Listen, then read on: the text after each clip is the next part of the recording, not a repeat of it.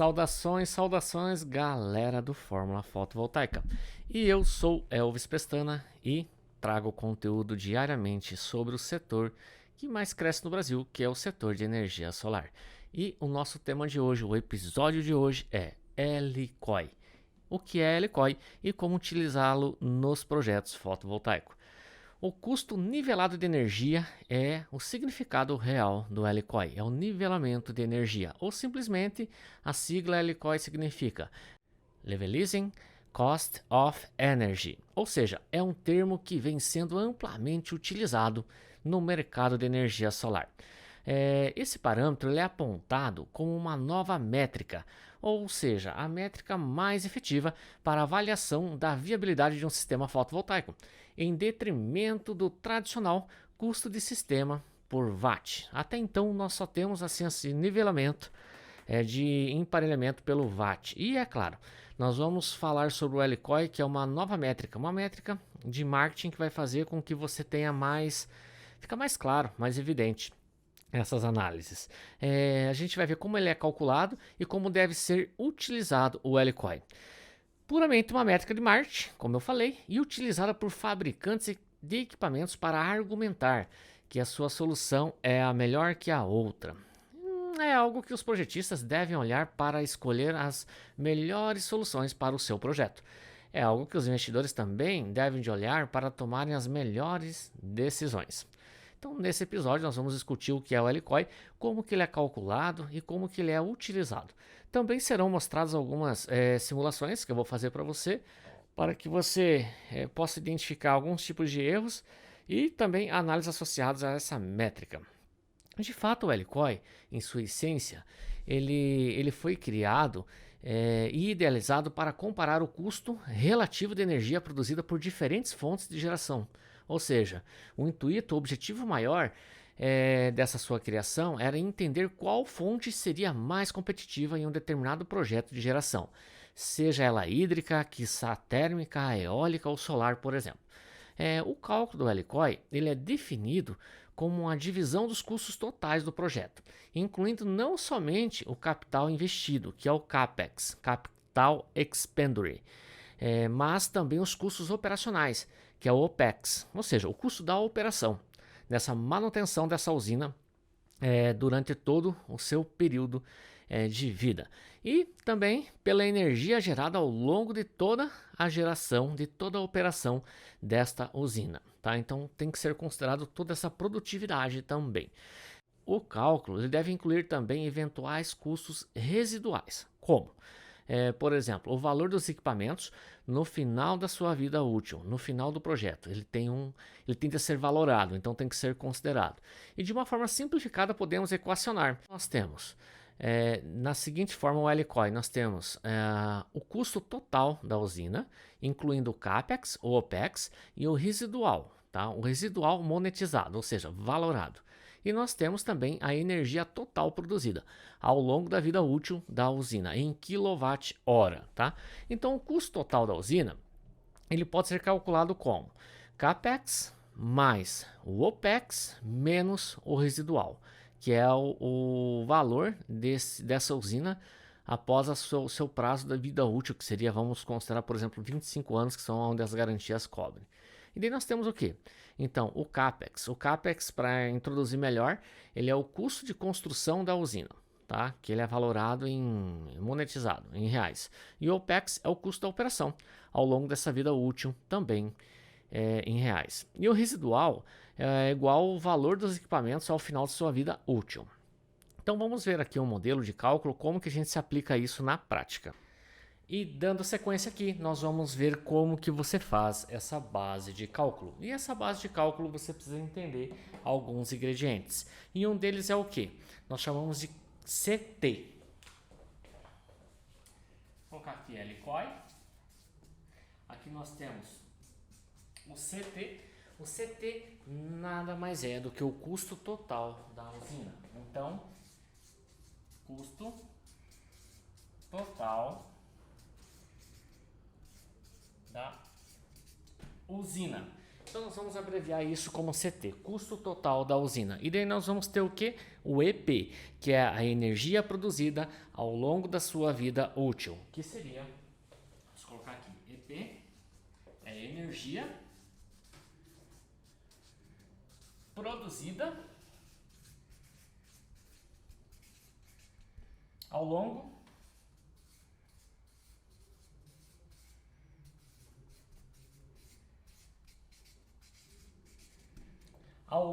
de sua vida. Então, a energia produzida nós consideramos normalmente 25 anos, que é onde nós temos aí as garantias de eficiência na maioria dos módulos das placas das usinas em relação à sua eficiência. Então, nós temos custo total da usina e nós temos o EP, que é a energia produzida. E como é que nós vamos fazer isso? Essa fórmula vai seguir no seguinte formato. E o formato é... Nós vamos pegar exatamente a essência, que vai ser o que? O L-COI vai ser o que? Nós vamos transcrever isso na fórmula CT, tá? Dividida por EP, custo total da usina, pela energia produzida. E como que nós realizamos essa operação? Vai ser L-COI igual... Aqui nós vamos ter o custo total tem que ser composto por o OPEX mais o CAPEX, até invertir, tem que ser o CAPEX, mas tanto faz, CAPEX mais o OPEX menos, tá, o residual. O que é o residual? Já vou explicar. Ao longo, no final deste projeto, você, no vencimento aí dessa energia produzida, você vai tendo o equipamento, você tem a usina, tem o kit, e ela tende a ser valorada. Por mais que ela não tenha a sua eficiência na sua plenitude, mas ela tem um certo valor, então tem que ser considerado.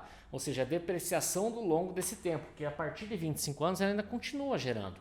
Então nós vamos fazer o quê? Vamos fazer a aferição, deduzindo também o valor dessa usina ao longo de 25 anos. Então, o que é o CAPEX? CAPEX é o Capital Expenditure. O que é o Capital Expenditure? É todo o investimento que você faz na aquisição dessa usina. No kit fotovoltaico, nas miscelâneas nos insumos, na estrutura que você está perfazendo, na mão de obra, na engenharia, tudo que é relacionado ao custo desse projeto, tudo que é relacionado ao custo da usina. Se tiver que fazer, como eu bem disse ali, a questão de adequação de entrada de energia, que a entrada de energia é o que? É o padrão, a questão da chave do disjuntor, o transformador, que é o trafo, e toda essa composição que precisa dependendo o tamanho dessa usina. Tudo isso está inserido no CAPEX, que é o investimento desta usina, tudo que você precisa viabilizar para fazer com que isso aconteça. E daí nós temos o OPEX. O OPEX é o que? É a operação durante a vigência dessa usina em operação, que isso pode ser mensal, trimestral, semestral, anual, mas existe um custo. Custo aonde? Na higienização, custo em algum componente que você precisa vir a trocar, custo aonde? Custo é tudo relacionado durante essa operação. Se tiver algum dano no equipamento que você precisa fazer, a questão também de monitoramento, se você vai ter um monitoramento exclusivo lá, se não for um monitoramento, que também alguma outra operação que faz com que você tenha que ter um dispêndio, ou seja, um investimento durante essa manutenção periódica dessa usina. Então o OPEX é isso. E esse residual é como eu falei, no final dessa jornada, essa usina, esses produtos que lá estão, ele ainda tem um valor, né? Ele tem que ser valorado, tem que ser considerado. Se é 30% do valor investido corrigido, ou se é 40% do valor investido corrigido, na verdade, os módulos têm a garantia que até o 25º ano ele tem que chegar na sua eficiência de 80% daquilo que, ou seja, ele vai perdendo 0,8% de eficiência ao longo dos anos. Então tem que ser considerado também.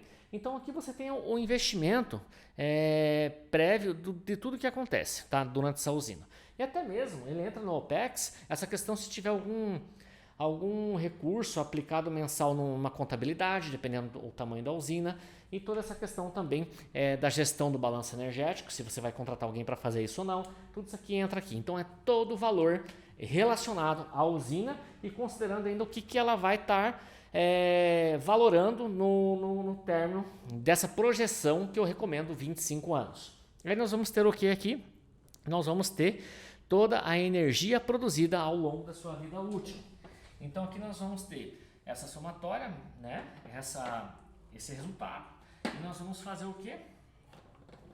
Nós vamos dividir pela energia produzida, tá? Isso aqui é o quê? 1 kWh, tá? Para a gente poder identificar o quê? Identificar exatamente essa questão, né, do valor aplicado no kWh. Porque o kWh, como eu mesmo falei, e vou bater firme nessa tecla aqui, o consumidor está acostumado a ver na sua fatura de energia o que ele paga no kWh aplicado pelas concessionárias. Então isso vai ficar claro que ao longo do período de 25 anos o valor do kWh de toda essa energia produzida, tá? Que isso aqui é uma projeção, uma estimativa de geração, isso tem que ficar muito claro. Você vai ter um valor, e esse valor ele pode permear. Elvis, é tudo 11 centavos. Não é, como mesmo falei, nós temos alguns pontos que tem que ser incrementados. Esses pontos têm que ser incrementados. Normalmente é cada usina, cada situação, o capital de oportunidade que entra aqui, é a questão de situações que você tem que analisar para você entender se é 10 centavos o kWh mês, nos valores atuais, ou se é 9 centavos, ou se é 13 centavos, 15 centavos, 6 centavos, 7 centavos. Cada operação é uma performance de resultado. Cada operação, cada usina é uma usina, cada negócio é um negócio. E você precisa aplicar isso para você poder ter um entendimento dentro do LCOE, que é o nivelamento de energia, para que possa ter mais clareza. E é claro, nós não estamos analisando, como eu bem falei nesse vídeo também, o risco do passivo. O que é o risco do passivo? Se essa contratação que você está fazendo, seja na empresa integradora, no importador, é difícil você ter uma bola de cristal para saber se o cara vai estar vivo nos próximos anos. Mas tudo isso aí, ele vai impactar no OPEX. Porque se a sua empresa não tiver viva no mercado, né, ou seja, não existe mais, você vai ter que demandar uma manutenção de uma outra empresa. Isso tende a custar um pouco mais do que é dentro do acordado. Por quê? Porque não foi ela que realizou essa operação. Então tudo isso aqui pode ter reflexo. O OPEX pode ter reflexo, dependendo do comportamento dessa usina, dependendo do comportamento dessa situação toda. Então basicamente dentro de um cálculo é isso, e você precisa substituir e fazer o cálculo para chegar nessa operação, para saber quantos centavos nos valores atuais é o quilowatt-hora de empreendimento dentro dessa estimativa de geração. É possível identificar que o LCOE retorna um valor em reais, né, custo-benefício, em quilowatt-hora. Então ele vai ter uma precificação em quilowatt-hora, que é um valor mais palpável ao consumidor de energia, que está acostumado a ver esse valor em sua fatura de energia todos os meses. Então, como ele já tem esse hábito de ver lá o valor que ele paga no quilowatt-hora mês, ele vai conseguir identificar qual que é o valor que vai custar para ele do quilowatt-hora mês ao longo da vida útil do sistema. Além disso, ele representa o real valor para este consumidor que está investindo seu dinheiro para economizar na sua conta de energia, e não tão somente para ter um parque solar mais ou menos potente. Então, assim, o LCOE de energia solar ele nasceu de uma necessidade inicial de se comparar diferentes fontes de energia. Mas se já temos definido que a tecnologia ela vai ser fotovoltaica, que ela vai ser energia solar, ela já foi escolhida, já foi definida, já foi escolhida, já foi definida, ainda faz sentido utilizar esse indicador? Será se sim ou não? A resposta é sim, faz todo sentido. Com o LCOE, ele vai permitir comparar diferentes produtos, tecnologias, arquiteturas, né, topologia e soluções, e concluir que elas entregam o menor custo de energia, né? Alguns fatores que impactam o LCOE diretamente de um sistema fotovoltaico, por exemplo, que eu vou citar aqui para vocês. Por exemplo, condições climáticas, temperatura, tá? A radiação solar, da geolocalização, o HSP local, a incidência de vento, tá? As intempéries, condições do local que tem que ser apurada, o custo da propriedade onde vai ser feito essa usina, a incidência, as irregularidades do terreno também tem que ser considerado. E também essa questão de proximidade de subestações, quando demandado, né? Você tem que fazer essa infraestrutura, a exposição a exposição, por exemplo, e a disposição de sujeiras, licenças ambientais, tudo isso aí é demandado e tem que ser calculado. Os módulos fotovoltaicos, por exemplo, tratando de equipamento, principalmente monocristalino ou policristalino, se vai fazer bifacial ou monofacial, se vai ser tecnologia PERC, se vai ser o MBB, se vai ser tipo N ou tipo P, tudo isso aí tem que ser considerado. Inversores, por exemplo, se a gente for falar de inversores, se ele vai ser de string centralizada ou se ele vai ser com múltiplos MPPT, se vai ser microinversor, se vai ser uma solução de otimizadores, ou seja, ventilação forçada natural, inversores convencionais, otimizadores, como eu falei, e até mesmo essa capacidade de overload de ampliação do sistema tem que ser considerado.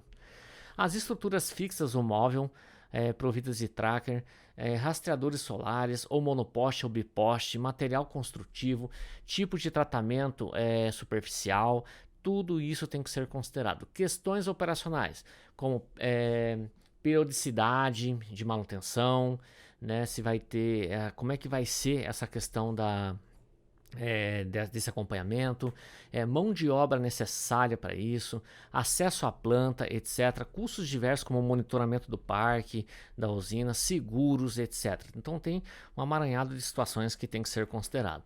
A utilização do Helicoi ajuda a identificar as melhores oportunidades para uma determinada aplicação, permitindo avaliar especificamente se uma determinada mudança da arquitetura, conceito ou componente tem uma implicação no custo benéfica ou não. Então o Helicoi ele permite, por exemplo, avaliar se vale a pena utilizar módulos fotovoltaicos com maior potência ou com menor potência, mas com um preço, ou seja, custo-benefício por watt-pico superior. Ou comprar módulos com uma taxa menor de degradação, com preço, por exemplo, superior.